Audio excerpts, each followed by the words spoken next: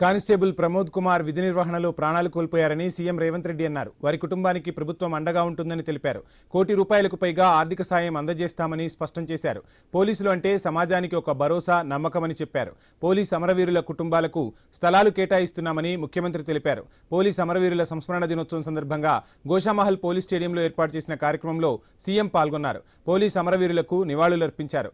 భద్రతా దళాల గౌరవ వందనాన్ని స్వీకరించారు.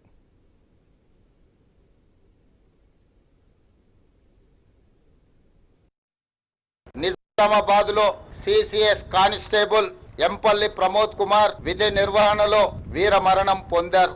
భర్త ప్రమోద్ను పోగొట్టుకున్న అతని భార్య ప్రణీతకు అతి చిన్న వయసులోనే తండ్రిని కోల్పోయిన అతని 3 కుమారులకు వారి కుటుంబానికి ప్రభుత్వం అండగా ఉంటుంది. వారి కుటుంబానికి ₹1 కోటి ఎక్స్ గ్రేషియా, అమరుడైన కానిస్టేబుల్ పదవి విరమణకు వచ్చే లాస్ట్ పే డ్రాన్ శాలరీతో పాటు కుటుంబ సభ్యులలో ఒకరికి ప్రభుత్వ ఉద్యోగం, 300 గజాల ఇంటి స్థలం మంజూరు రాష్ట్ర ప్రభుత్వం చేస్తుంది.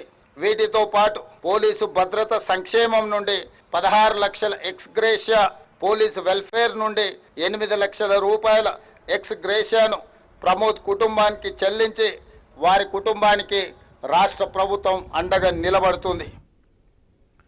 తెలంగాణను డ్రగ్స్ రహిత రాష్ట్రంగా మార్చాలన్నదే తమ లక్ష్యమని సీఎం రేవంత్ రెడ్డి తెలిపారు. డ్రగ్స్ కట్టడిలో ఈగల్ ఫోర్స్ సమర్థవంతంగా పనిచేస్తోందని చెప్పారు. అజ్ఞాతంలో ఉన్న మావోయిస్టులు జనజీవన స్రవంతిలోకి రావాలని ముఖ్యమంత్రి పిలుపునిచ్చారు.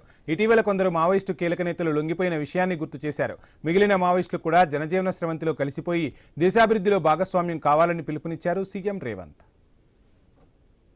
మహమ్మారిని పూర్తిగా నిర్మూలించే లక్ష్యంలో ప్రత్యేకంగా ఏర్పాటు చేసిన ఈగల్ ఫోర్స్ సమర్థవంతంగా తన బాధ్యతలు నిర్వహిస్తుంది.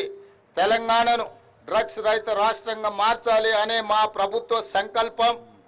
ఇందుకోసం పోలీస్ శాఖకు పూర్తి స్వేచ్ఛతో పాటు విస్తృత అధికారాలను ఇవ్వడం జరిగింది. డ్రగ్స్ దందా వెనుక ఎంతటి వారు ఉన్నా వదిలిపెట్టవద్దనే ఆదేశాలను అధికారులకు జారీ చేశాం. మావోయిస్టు ఉద్యమంలో ఉన్న అజ్ఞాత నాయకులను జనజీవన స్రవంతిలో కలవాలని నేను వారికి ప్రత్యేకంగా విజ్ఞప్తి చేస్తున్నాను. శాంతి భద్రతల కట్టడిలో పోలీసులకు ఫ్రీ హ్యాండ్ ఇచ్చామని సీఎం రేవంత్ రెడ్డి తెలిపారు. రాష్ట్రంలో శాంతి భద్రతలు ఉంటేనే పెట్టుబడులు వస్తాయని చెప్పారు. కొత్త తరహా నేరాలు పోలీసులకు సవాలుగా మారుతున్నాయని పేర్కొన్నారు. సైబర్ నేరాలను ఎదుర్కొనేందుకు డీజీపీ స్థాయి అధికారి ఆధ్వర్యంలో సైబర్ సెక్యూరిటీ బ్యూరోను ఏర్పాటు చేశామని చెప్పారు రేవంత్. తెలంగాణ పోలీసులు అందరికంటే ముందంజలో ఉండడం మనకు గర్వకారణం. సైబర్ సెక్యూరిటీ బ్యూరోను ఏర్పాటు చేశాం.